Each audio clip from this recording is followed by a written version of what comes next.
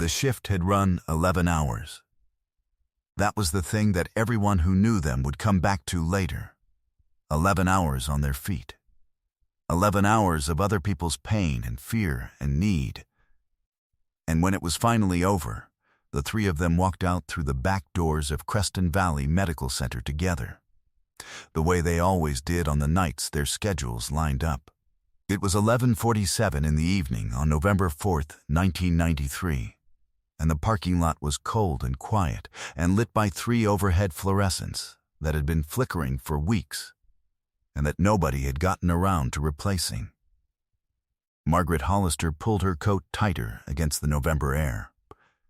Diane Kowalski laughed at something Teresa Bowman said. And then they walked toward their cars. None of them ever made it home. 31 years later, the FBI would find something in a patch of rural West Virginia soil that would silence every person in 2 counties and give 3 families the answer they had been living without for most of their lives. But to understand what was found on that hillside in 2024, you first have to understand who those 3 women were and what was taken from the world the night they disappeared.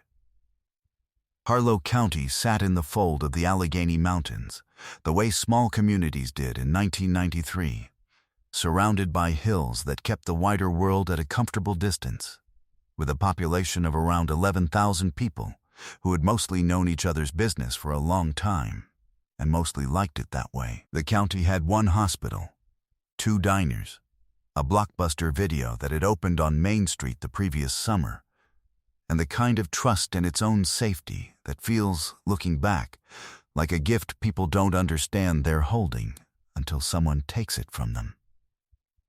Harlow County was not the kind of place where women disappeared. It was the kind of place where people left their screen doors unlocked, and the high school football coach was still remembered by his players 30 years on, and the local diner knew your order before you sat down. It was October turning into November, the leaves mostly gone, the hills bare and brown above the town, and the mountain air had the particular bite that people who grow up in those valleys learn to recognize as the beginning of a long winter settling in.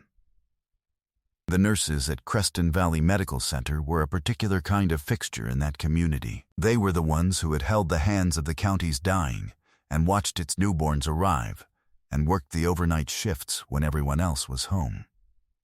They were known. Margaret Hollister had been there 14 years.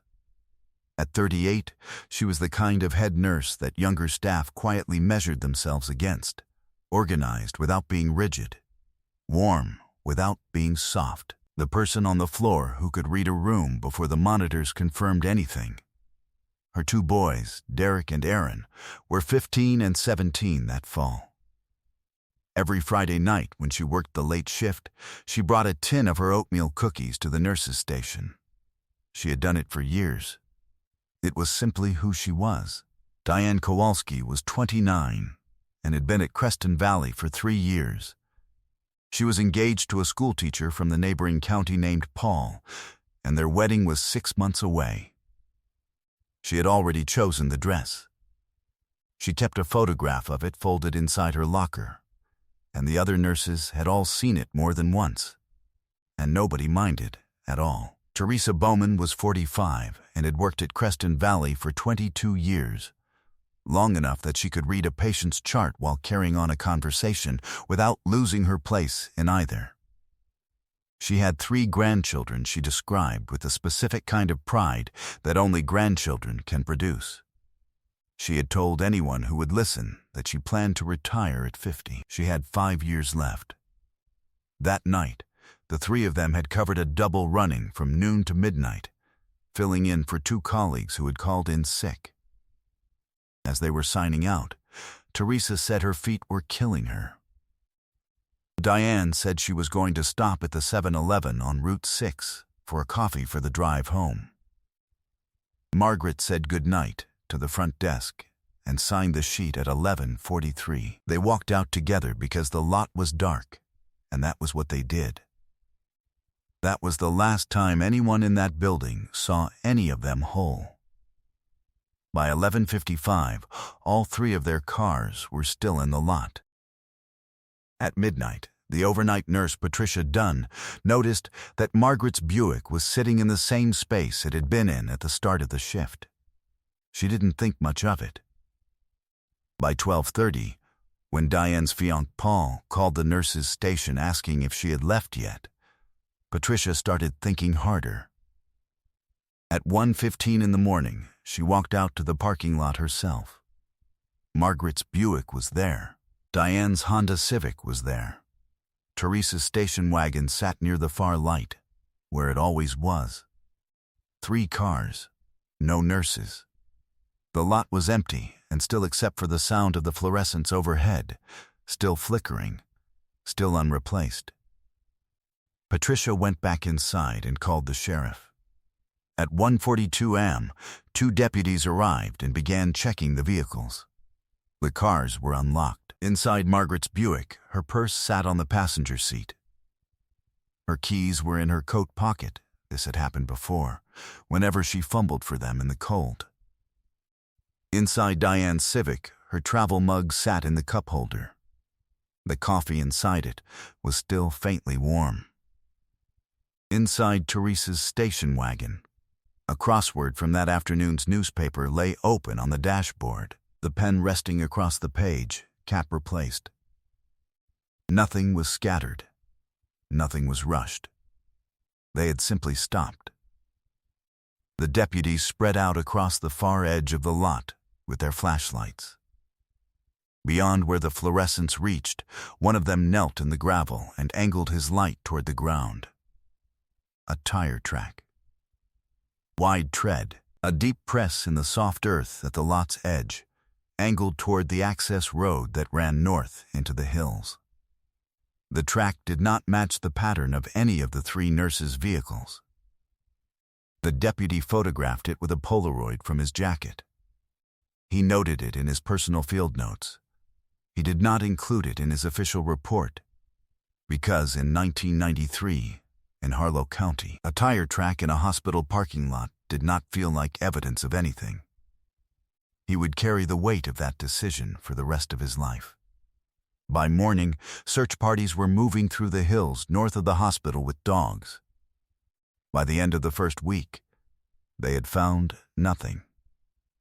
By November 30th, the official departmental theory held that the 3 women had departed voluntarily, that some circumstance unknown to the department had caused all 3 to leave together, leaving their cars and their purses and their lives behind. Raymond Bowman stood in that parking lot on a Sunday morning and looked at his wife's station wagon and could not make that theory hold a shape he recognized. Sheriff Deacon Pruitt had been in Harlow County law enforcement for 16 years. He was 51 that fall, the kind of man who understood that in a community this size every crime was a wound everyone felt. He had known Margaret Hollister since his own children had been patients on her ward. He told his department in the first briefing that they would treat this with the full weight it deserved. He meant it. He spent the next 2 years proving it. The investigation ran 2 primary leads in the early months.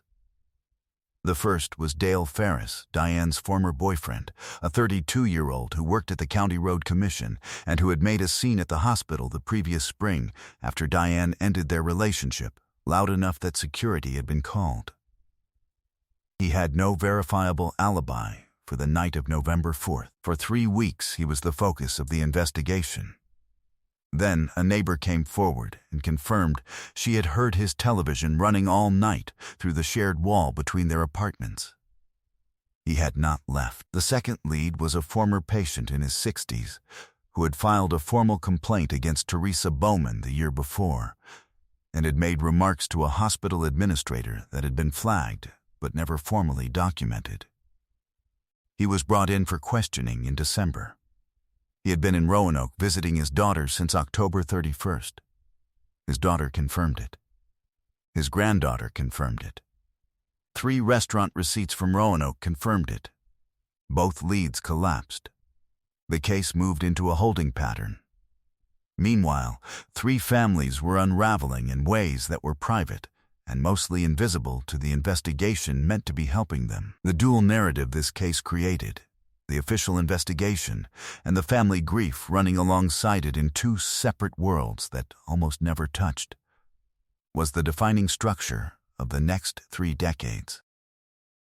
Margaret's boys went to stay with their grandmother in Clarksburg. Derek worked at a garage and didn't talk about his mother much, but he kept her photograph on his sun visor, and over the years it faded until her face was barely visible, and he did not replace it. Paul drove the route from the hospital to Diane's apartment every evening for 6 months after she disappeared, pulling over at every turnout, walking into the brush with a flashlight, refusing to stop. Raymond ate less and less until his daughter finally noticed how small he had become. Sheriff Pruitt filed his reports and continued to review the case. By the spring of 1995, the investigation had no viable leads remaining. The Polaroid of the tire track was still in a deputy's desk drawer. The case went cold. By 1997, 4 years had passed.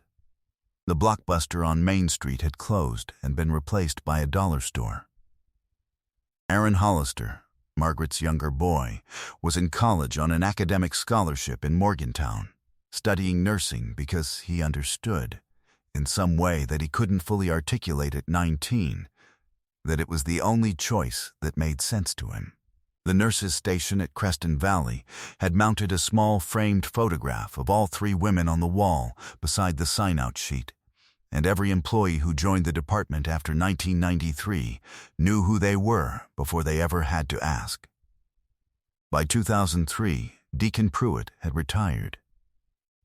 He kept a copy of the case file in a cardboard box in his garage. Every few years he took it out and read through it again, looking for something he had missed.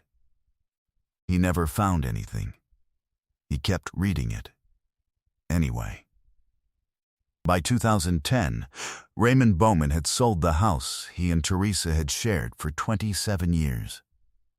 He told his daughter he could not live in it anymore. He moved to Charleston. The night before he left, he sat with her at the kitchen table and said he just wanted someone to tell him what had happened to Teresa. That was all. He didn't need anything else.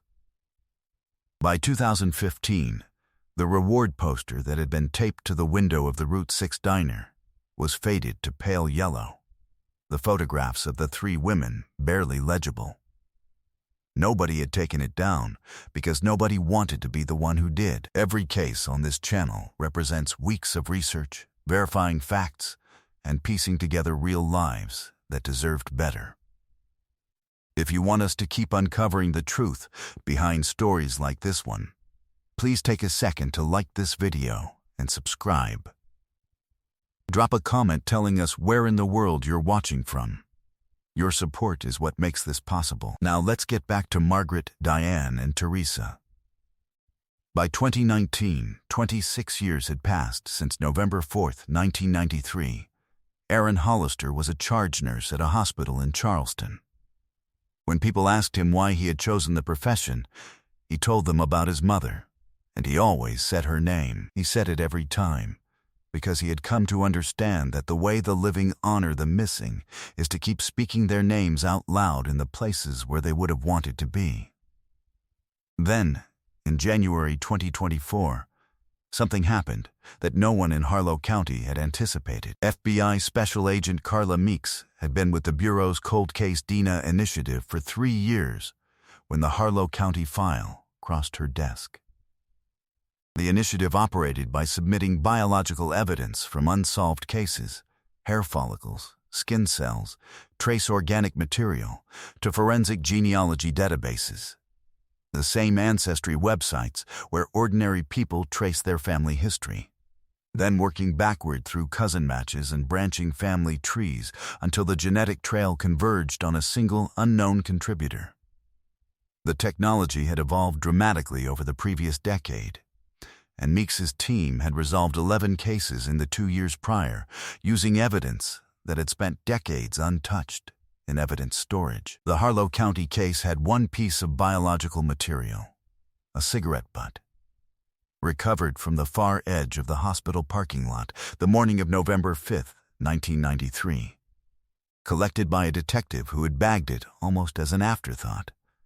Its significance invisible in a world that had not yet developed the tools to read it. It had sat in a sealed evidence sleeve in the Harlow County Sheriff's Department storage for 31 years, surviving 2 facility transfers and a 2007 flood that destroyed 14 other boxes of older material.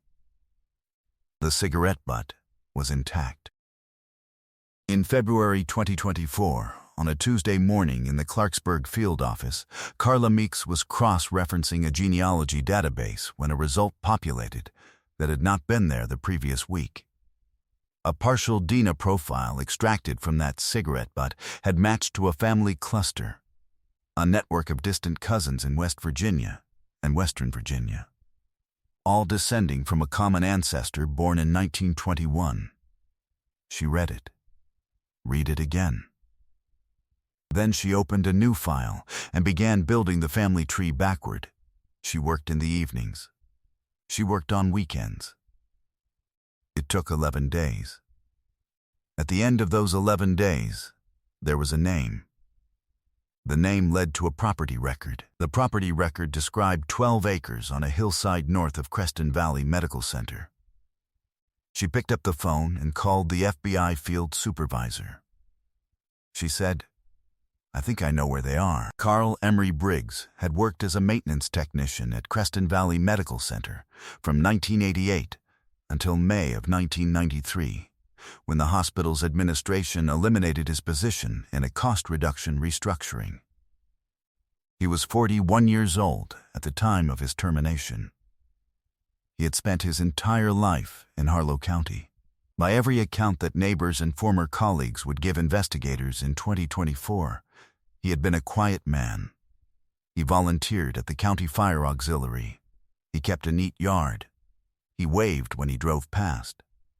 He had spent 5 years inside that hospital. He had known Margaret Hollister's name and her schedule and which exit she used after a late shift. He had known Diane Kowalski's face from the hallways he maintained. He had walked that parking lot in all seasons, at all hours, for 5 years. He had been let go 6 months before the night those 3 women walked out into the cold and did not come home. His name had never appeared in the case file.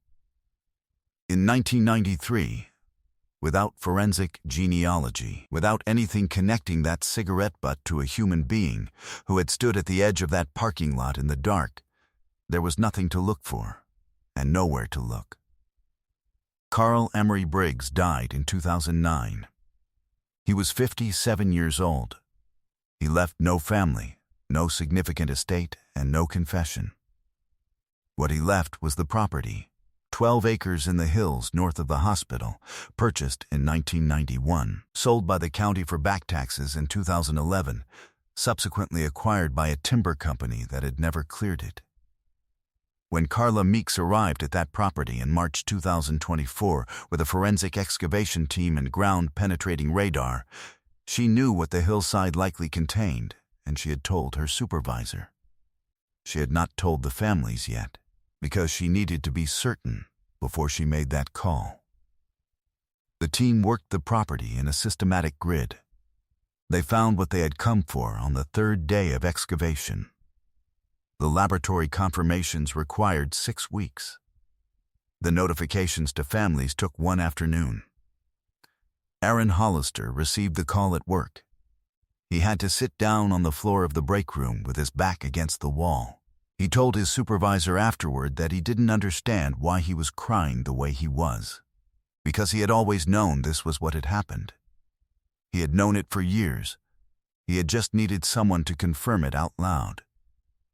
Paul, who had moved to Roanoke long ago and had remarried and had 2 grown children and had never fully stopped thinking about Diane Kowalski, learned the news from a former colleague who called him at home.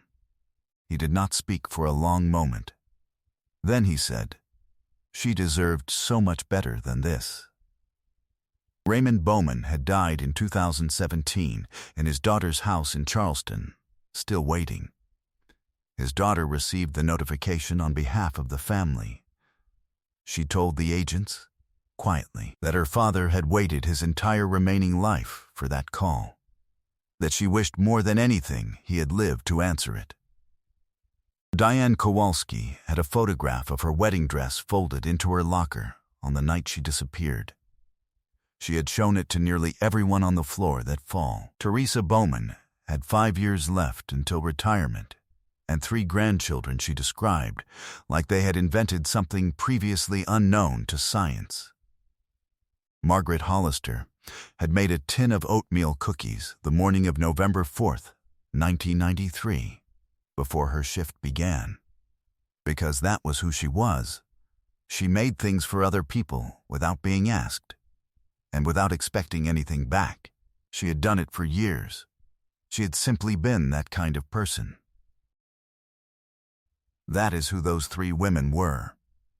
That is who they remain, in the records of Creston Valley Medical Center, in the memory of every person who worked alongside them, and in the mind of a son who became a nurse because his mother had been one, and who said her name out loud in hospitals for 31 years because he understood that memory is one of the only things that cannot be taken. Carl Emery Briggs never stood in a courtroom. The law that would have held him accountable died with him in 2009, 15 years before anyone knew to look for him. That is the particular cruelty of cold cases. That justice and truth are not always the same thing, and sometimes you can only retrieve one of them. What Harlow County has now is the truth. What 3 families have now is an answer. It came 31 years late.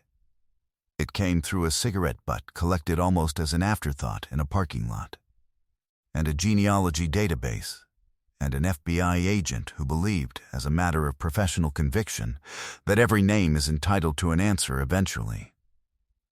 The reward poster in the Route 6 diner window came down in the spring of 2024. The woman who owned the diner folded it carefully and put it in a drawer under the counter.